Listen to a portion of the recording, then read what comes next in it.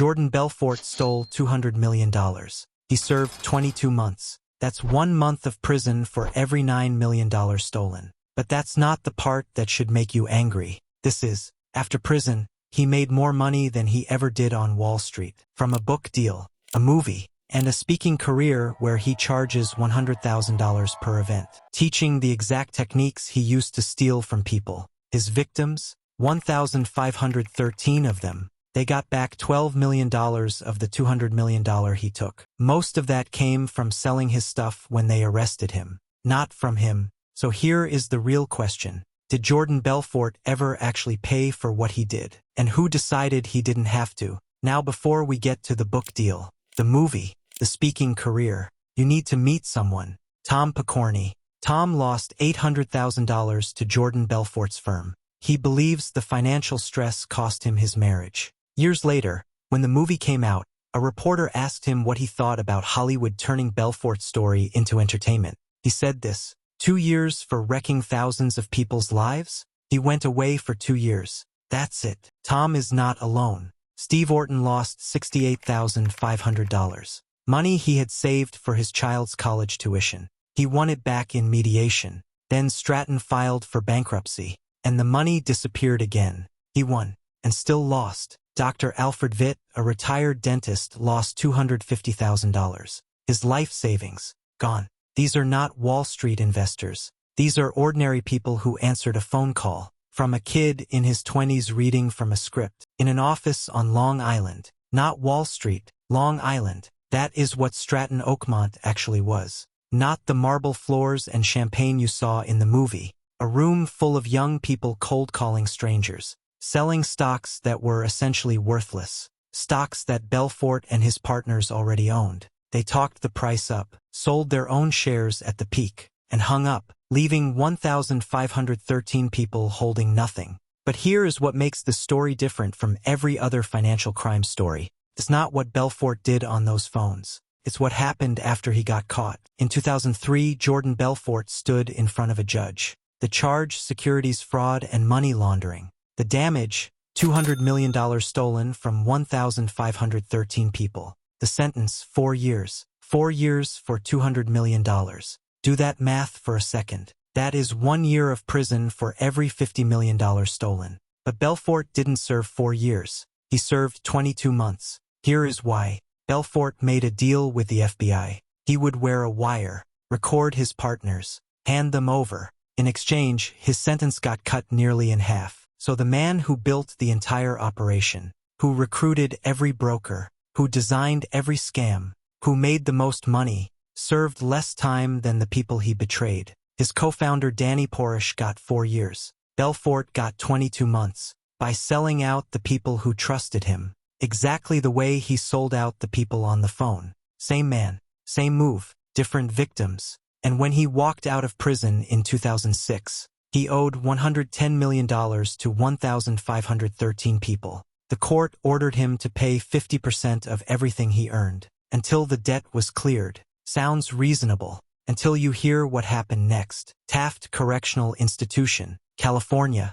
2004. Minimum security, the kind of prison that has a tennis court. Jordan Belfort is serving his 22 months, and his cellmate is Tommy Chong. Yes, that Tommy Chong, Cheech and Chong, the comedian, the cultural icon, serving 9 months for selling bongs online. Let that sink in. Tommy Chong got 9 months for selling bongs. Tom Pokorny lost his marriage and $800,000. Same system, different outcomes. Inside that cell, Tommy Chong gave Belfort advice. Write the book. Your story is worth money. Nobody has lived what you lived. Put it on paper. Belfort listened. He started writing inside Taft. Pages and pages. About the parties, the drugs, the money, the excess. Not about Tom Pokorny. Not about Steve Orton. Not about the 1,513 people on the other end of those phone calls. About himself. About how good it felt. And when he walked out of that tennis court prison in 2006, he had a manuscript and a plan. What happened next is where the real story begins. In 2007, 1 year after walking out of Taft, Jordan Belfort published The Wolf of Wall Street, a memoir. about how he stole $200 million.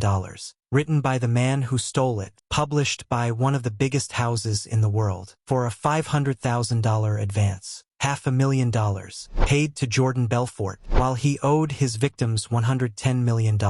Now, his restitution agreement said 50% of everything he earned must go to victims. So technically, $250,000 of that advance should have gone directly to Tom Picorni, to Steve Orton, to Dr. Alfred Vitt. Did it? The court spent years trying to answer that question. Years, while Belfort toured bookshops, while readers devoured the story, while publishers, agents, and booksellers made their own money from a story that 1,513 people paid for with their life savings. But here is what nobody talks about. The book wasn't just a financial decision. It was a rebranding. Jordan Belfort, the convicted fraudster, became Jordan Belfort, the author. Suddenly, he wasn't a criminal. He was a character. And characters are more interesting than criminals. Characters get movie deals. In 2013, Martin Scorsese released The Wolf of Wall Street. Leonardo DiCaprio played Jordan Belfort. The film ran for 3 hours. It was nominated for 5 Academy Awards, including Best Picture. It made $407 million worldwide. And somewhere in that film, in a seminar scene near the end, there is a man introducing Leonardo DiCaprio's character. That man is Jordan Belfort, playing himself in a movie about his own crimes, while still owing his victims nearly $100 million. He was there, on set, being paid, while Tom Picorni was still waiting. The film did something the book couldn't. It didn't just make Belfort an author. It made him a legend. 3 hours of parties, drugs, excess, chaos, and at the end, the bad guy gives a motivational speech, and the audience cheers. But not everyone cheered. A woman named Christina McDowell wrote an open letter to Martin Scorsese, to Leonardo DiCaprio, to Jordan Belfort himself. Her father had been one of Belfort's associates. Her family lost everything. She wrote, "Belfort's victims don't have a chance at keeping up with the Joneses. They're left destitute, having lost their life savings at the age of 80. They can't pay their medical bills or help send their children off to college." 3 million people read that letter. 3 million. Scorsese never publicly responded. DiCaprio never publicly responded. The film kept playing. The money kept coming. And Jordan Belfort got a percentage. After the movie, Jordan Belfort became something nobody predicted. A motivational speaker. Not despite his crimes. Because of them. Companies paid him $75,000 to $100,000 per event to stand on a stage and teach sales techniques. The same techniques he used at Stratton Oakmont. The same techniques that cost Tom Picorni his marriage. That took Steve Orton's college fund. That wiped out Dr. Alfred Vitt's life savings. Repackaged, rebranded, sold legally for $100,000 per appearance. And then in 2016, a federal judge in New York had had enough. Prosecutors had complained that Belfort wasn't paying his victims properly. The judge tried to schedule a hearing. Belfort couldn't make it. He was busy in Lithuania, giving a motivational speech. The judge, U.S. District Judge and Donnelly, said this. "It seems like he has some spare change lying around. Sorry to interrupt his busy schedule." A federal judge, talking about a man who owed his victims $97 million.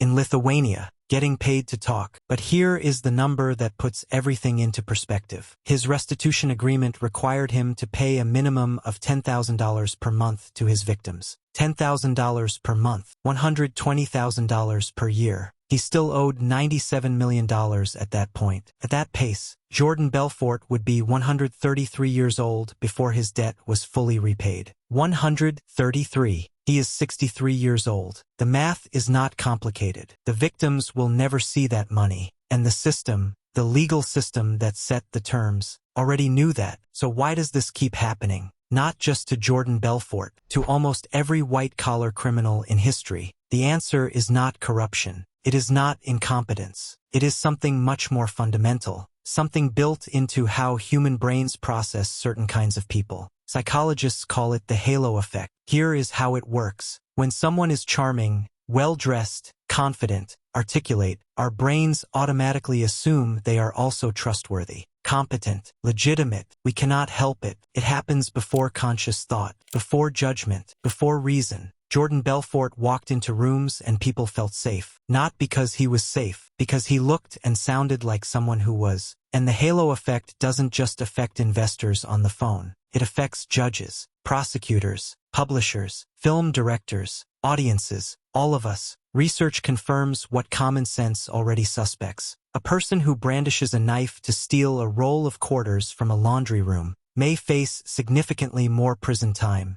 than an executive who steals millions using a pen. Same legal system, same country, different sentences, not because one crime is worse, but because one criminal looks like a criminal and the other looks like a businessman. We built a legal system operated by human beings, and human beings have the halo effect, which means the system doesn't treat all criminals equally. It never did, it never will, until we understand that we cannot fix it. But there is one more thing. One thing that makes this story different from every other white-collar crime story. One thing that puts all of us, not just the system, in this room. Here is the part nobody wants to hear. The legal system made a choice. The FBI made a choice. The publisher made a choice. Hollywood made a choice. And then, so did we. We bought 4 million copies of the book. We bought $407 million worth of movie tickets. We watched the documentary. We clicked the YouTube videos. We made Jordan Belfort famous. Not the legal system, not Hollywood. And fame, in the world we built, is worth more than almost anything. More than a court order. More than a restitution agreement. More than a federal judge saying sorry to interrupt his busy schedule. Because fame can be sold. Every time we consumed Jordan Belfort's story, we became the product that funded the next chapter of it. The book needed readers. We were the readers. The movie needed an audience. We were the audience. The speaking tour needed credibility. We gave it credibility by watching, by clicking, by sharing.